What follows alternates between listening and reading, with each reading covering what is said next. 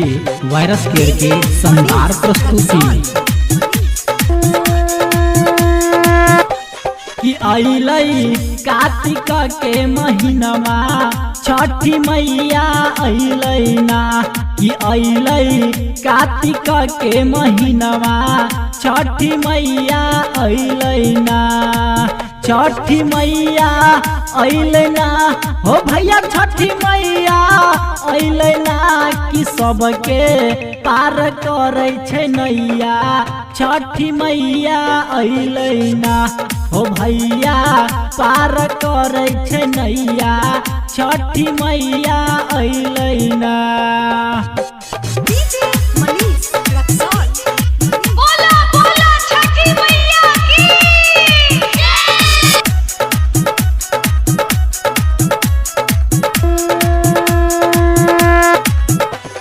मैया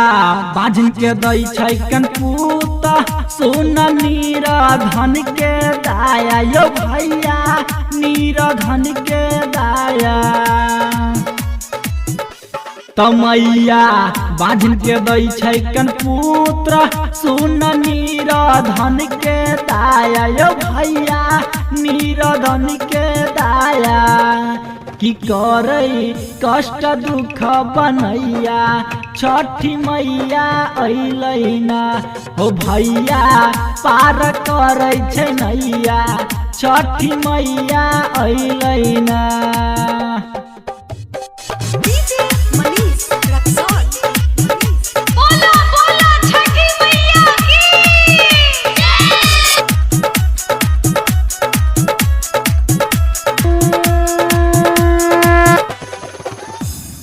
दै छै कोरिया के काया सुन अन्हरा के नयनमा हो भैया अन्हरा के नयनमा कि दै छै कोरिया के काया सुन अन्हरा के नयनमा हो भैया अन्हरा के नयनमा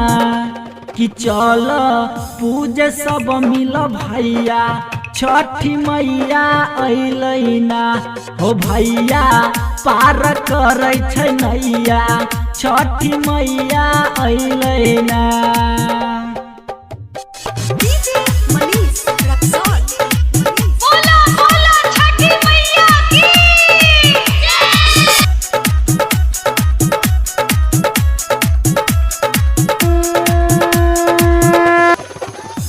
कि राइटर कहे मनीष रसीला